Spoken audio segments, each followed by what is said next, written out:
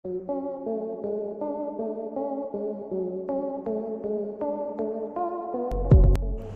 আমার পিছনে যে জায়গাটা তোমরা দেখতে পাচ্ছ, এটা হচ্ছে একটা রহস্যজনক জায়গা। ভিডিওটা যদি পুরো দেখতে চাও তাহলে লাস্ট পর্যন্ত অপেক্ষা করো, আমি সব কিছু বলছি।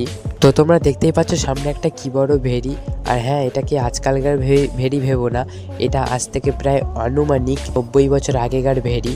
আর হ্যাঁ, এই ভেরিটা একটা এত বড় রহস্য লুকিয়ে আছে, যেটা আমরা আজও সমাধান করতে পারিনি। তো কী সেই রহস্য, চলো জেনে আসি। তো এখানে সবাই বলাবলি করে এবং সবাই এখানে আমাদের গ্রামের লোক বলে যে এই যে ভেরিটা, এখানে নাকি আগে বড় বড় গাছপালা ছিল। আর এই যে কারখানাগুলো দেখতে পাচ্ছ, এগুলো আগে কারখানার মধ্যে ছিল না, এগুলো সব ভেরি ছিল।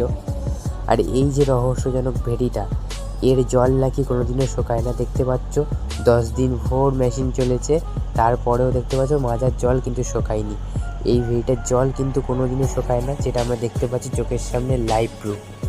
এটা নাকি আজ থেকে 90 বছর আগে এখানে নাকি বড় বড় ঘাসের চট ছিল, জলের উপরে নাকি বড় বড় আম গাছ ছিল, এবং সেই সব যে বড় বড় ঘাটের চট ছিল সেগুলো। তো আমি তোমাদেরকে এখানে লেবে দেখানোর চেষ্টা করছি, ভালোভাবে পুরো পরিষ্কার করে বোঝানোর চেষ্টা করছি।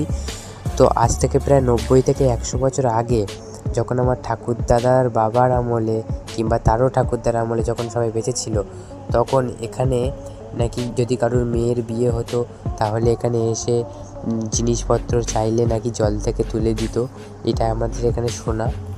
তো এখানে কিছু না কিছু রহস্য তো আছেই, কারণ আমি এখানে আমি জন্মে থেকে দেখছি এখানে 10 দিন 15 দিন 20 দিন ধরে 4-5টা করে মেশিন চালালেও এই জল কখনো শুকনো হয় না। সবসময় চারিধারে শুকনো হয়ে যায়, কিন্তু মাজায় কোনো দিন শুকনো হয় না। এখানে সবসময় জল থাকে। এটা কেন ওপরওয়ালার খেলা সেটা আমি বলতে পারবো না। তো যাই হোক, এখানে আমার আসার একটাই কারণ এই জলের সাথে মিশে আছে আমার পূর্বপুরুষের স্পর্শ, ঠিক আছে? তো তাই জন্যই আমি এখানে মাঝে মাঝে আসি, যখন মনটা ভালো লাগে না তখন আমি এসে এখান থেকে ঘুরে যাই এবং জল স্পর্শ করে যাই, কারণ এই জলেই আমার আছে পূর্বপুরুষের স্পর্শ।